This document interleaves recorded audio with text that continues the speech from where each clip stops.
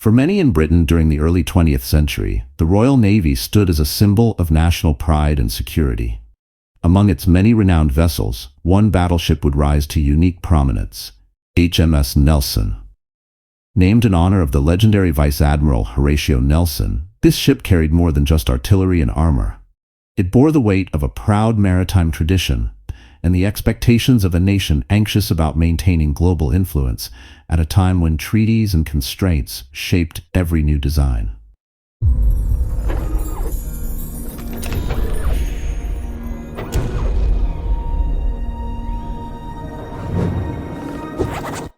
HMS Nelson emerged in response to the Washington Naval Treaty of 1922, which aimed to control the escalating arms race among the major naval powers. Britain, the United States, and Japan, among others, agreed to cap battleship tonnage and gun caliber. For British designers, this agreement meant undertaking a careful balancing act. They needed a warship that stayed within strict weight limits, yet retained enough firepower to match or outclass rival fleets. Consequently, HMS Nelson and her sister ship, HMS Rodney, became the first Royal Navy battleships built under these restrictive guidelines. From the moment her keel was laid on December 28, 1922, HMS Nelson symbolized innovation and compromise. At 660 feet between perpendiculars and just over 709 feet in overall length, she was not the largest battleship afloat, but her superstructure and armament were concentrated forward, creating a distinctive silhouette that set her apart from earlier dreadnoughts. This layout placed all three of her 16-inch gun turrets toward the bow, an arrangement some found visually unbalanced. Yet, within the Royal Navy's strategic framework, the design's efficiency was a triumph of ingenuity. When HMS Nelson conducted her sea trials on May 26, 1927, she recorded a top speed of just over 23 knots. Although not as swift as some foreign contemporaries, her twin Brown Curtis geared turbines delivered nearly 46,000 shaft horsepower. She could roam the oceans with a range of 7 nautical miles at a cruising speed of 16 knots. This combination of range and heavy firepower made her an intimidating opponent, especially for Germany and Italy, who watched Britain's developments closely. Inside the hull, every space was carefully arranged to balance armor, firepower, and propulsion within the strict treaty limits. Housing a crew of roughly 1,300 officers and ratings, HMS Nelson also served as a flagship. This status occasionally pushed her complement above 1,360 personnel. Life aboard a battleship in peacetime might seem serene to outsiders, but the Royal Navy's daily routines were anything but relaxing. Drills, inspections, and constant maintenance kept everyone on their toes, ensuring the mighty warship was always ready for sudden mobilization. Nelson's main battery consisted of 9 16-inch guns arranged in 3 massive turrets labeled A, B, and C from front to rear. Positioned ahead of the superstructure, these turrets allowed a compact armored citadel and saved considerable weight. The secondary armament comprised a dozen 6-inch guns, arranged in twin turrets along the sides of the aft superstructure. Her anti-aircraft weaponry initially included 6 4.7-inch guns and several 2-pounder guns, known as pom-poms for their distinctive sound. Underwater defense came from 2 submerged torpedo tubes and a carefully designed torpedo protection system featuring compartments meant to absorb the shock and flooding from a torpedo hit. Armor protection was one of HMS Nelson's most vital features, reflecting lessons learned from previous conflicts. A belt of specially treated steel, 14 inches thick, guarded her midsection, angled to deflect incoming shells, plunging from high trajectories. The turrets boasted 16-inch faces to shield the main guns, while a thick armored deck covered crucial compartments to ward off bombs and high-angle artillery fire. Beneath the waterline, a double bottom provided extra security against undersea damage. In practice, British engineers never stopped improving HMS Nelson. Early in her career, new directors and rangefinders were installed to enhance gun accuracy. As aerial threats increased, more anti-aircraft guns replaced earlier, lighter weapons. In the late 1930s, extra deck armor was added forward to protect her vulnerable bow and further reinforce her vital areas. This constant evolution kept the ship relevant in a fast-changing era marked by growing air power and advanced naval artillery. Despite her thorough modernizations, HMS Nelson was not invincible. During the anxious prelude to World War II, she operated with the Home Fleet, patrolling the Atlantic and northern waters. German commerce raiders posed a real threat to Allied shipping, and Nelson's presence was intended to deter them. However, in December 1939, the ship struck a magnetic mine, an event that nearly ended her operational service. The blast punched a sizable hole forward and wounded dozens of men. Thanks to well-drilled damage control teams, the flooding was contained, but the repairs lasted until August 1940, keeping Nelson out of critical early engagements, such as the Norwegian campaign. Once she returned to the North Atlantic, HMS Nelson joined attempts to intercept or threaten German surface raiders, like the battleships Scharnhorst and Gneisenau. Yet each time, the Germans managed to slip away into the vast ocean. When Italy entered the war in mid-1940, the Mediterranean Sea turned into a battleground. British supply convoys to Malta faced heavy Axis attacks, and the Royal Navy needed every battleship it could muster to protect and escort these vital shipments. Nelson soon found herself patrolling off Gibraltar, ready to engage enemy ships or provide distant cover for Allied convoys passing dangerously close to enemy-held coasts.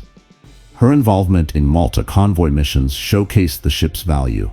In multiple operations, including ones labeled with code names such as Style and Halberd, Nelson escorted merchant vessels loaded with crucial supplies and reinforcements.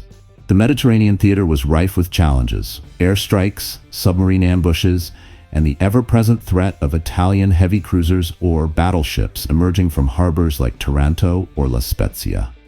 During Operation Halberd in September 1941, HMS Nelson took a severe blow when an Italian torpedo bomber scored a hit that tore a massive gap in her forward hull.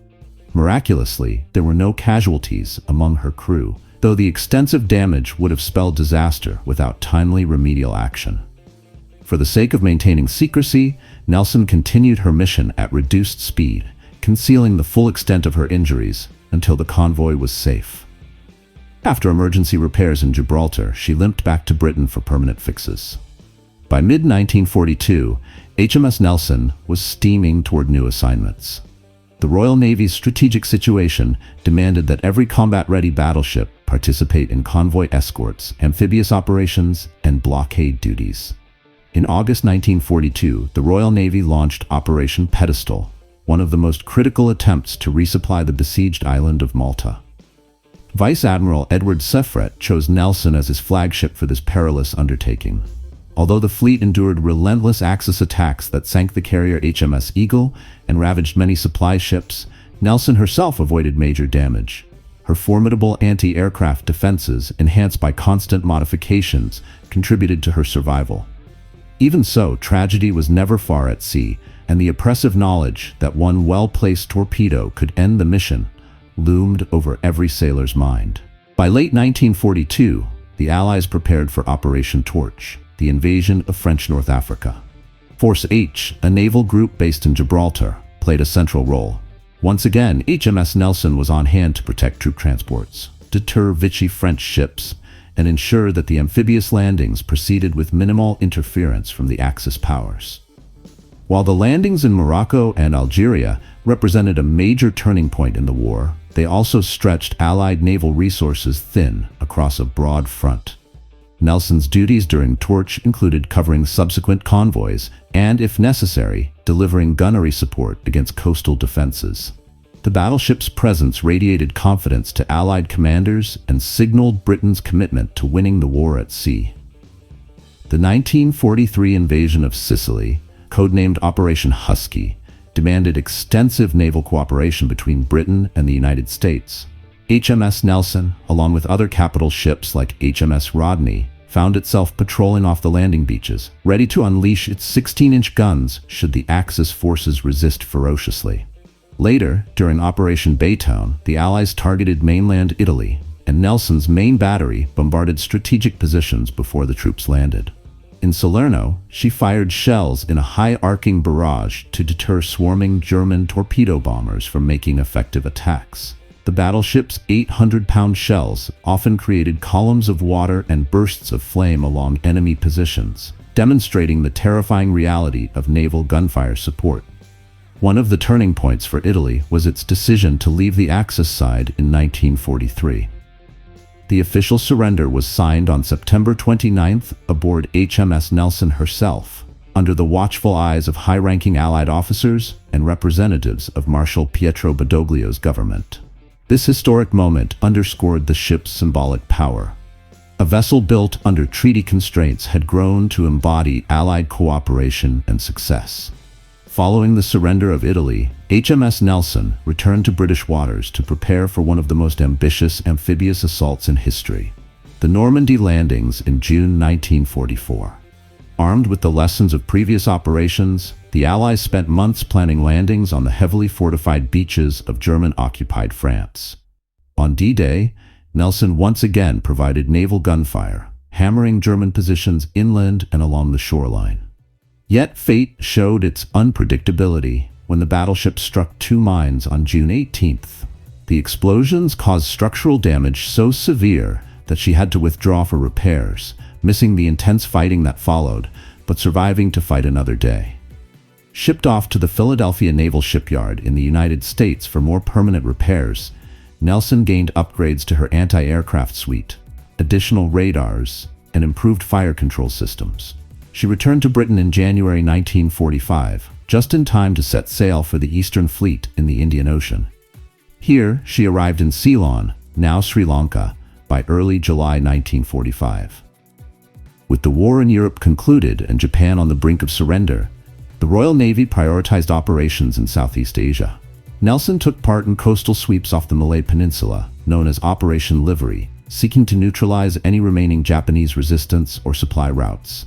On September 2, 1945, the same day Japan formally capitulated in Tokyo Bay, Japanese forces in Penang, Malaysia, also surrendered aboard HMS Nelson. 10 days later, the battleship witnessed the broader Japanese surrender in Singapore, marking the end of a global conflict that had tested her endurance repeatedly. After her pivotal role in World War II, HMS Nelson returned to her home shores. She resumed duties as the Home Fleet's flagship in November 1945, then transitioned to a training role in early 1946. Her compartments, once abuzz with war readiness, now accommodated cadets learning the art of seamanship, gunnery, and disciplined naval traditions. Yet even the mightiest battleships eventually face obsolescence, and by late 1947, Nelson was placed in reserve, her active service at an end. Though the ship's hull remained stout, maritime warfare was changing. Aircraft carriers demonstrated unmatched power in the Pacific, and missile technology was right on the horizon. By the spring of 1948, the Admiralty decided to decommission Nelson entirely. Before scrapping her, however, the Royal Navy used the venerable vessel for valuable testing. She served as a target for armor-piercing aerial bombs, an ironic twist for a battleship once so feared by enemy forces. Finally, in March 1949, HMS Nelson made her final journey to the breaker's yard at Inverkeithing, Scotland, where she was dismantled and sold for scrap.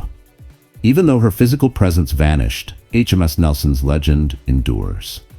She overcame the limitations of the Washington Naval Treaty, surviving torpedoes, mines, and critical battles in both the Atlantic and Mediterranean. Her career spanned peacetime flag showings, near disasters at sea, and triumphant bombardments that paved the way for Allied advances. She hosted foreign dignitaries, witnessed mutiny in the Royal Navy during economic hardship, and ended up as the stage for signing an armistice with a former foe. In many ways, Nelson's story is the Royal Navy's story during the turbulent first half of the 20th century. If you close your eyes and imagine her decks, you might see men in steaming boiler suits scurrying under the turret's shadow, or an admiral leaning over the rail, scanning the horizon for distant threats. You might visualize the flash of 16-inch guns lighting up a stormy sky over Normandy, or sense the tense excitement as the final shell left the barrel. Today, historians remind us that battleships like HMS Nelson played a crucial part in shaping the outcome of World War II. They also highlight how every rivet and bulkhead told a story of industrial might, human ingenuity, and steadfast resolve in an era that forever changed naval warfare. Nelson's service life, from the late 1920s to the late 1940s, reflects the evolution from dreadnought-era concepts to the dawn of carrier dominance. While she never achieved the glamour of speedier or more heavily armored ships, her balanced design provided a template for future naval engineering. She stands as proof that a vessel conceived under limiting international treaties could still earn renown through the bravery of her crew and the creative solutions of her designers. Those who served aboard remembered the Battleship for her cramped compartments, thunderous guns, and unwavering presence in the most dangerous theaters of the war. Families at home followed her fortunes, reading newspaper headlines or hearing radio bulletins that mentioned the big ship and her determined pursuits. They cheered when her guns helped Allied troops gain a foothold on hostile shores. They mourned when she limped back into port, damaged by a mine or torpedo. Their hopes and fears intertwined with the saga of a vessel that was more than steel. It was a reflection of the spirit of a nation fighting to preserve its independence and protect the free world. HMS Nelson may have been dismantled, but her story resonates with those who value courage under fire and resilience in the face of adversity. In every blueprint, in every modification, in every decisive hour, the battleship left a mark on naval history that remains profound. Her journey from uncertain treaty-bound concept to steadfast veteran of the world's largest conflict is a testament to vision, teamwork, and sheer grit, qualities that continue to define great warships long after their final moorings are cast off.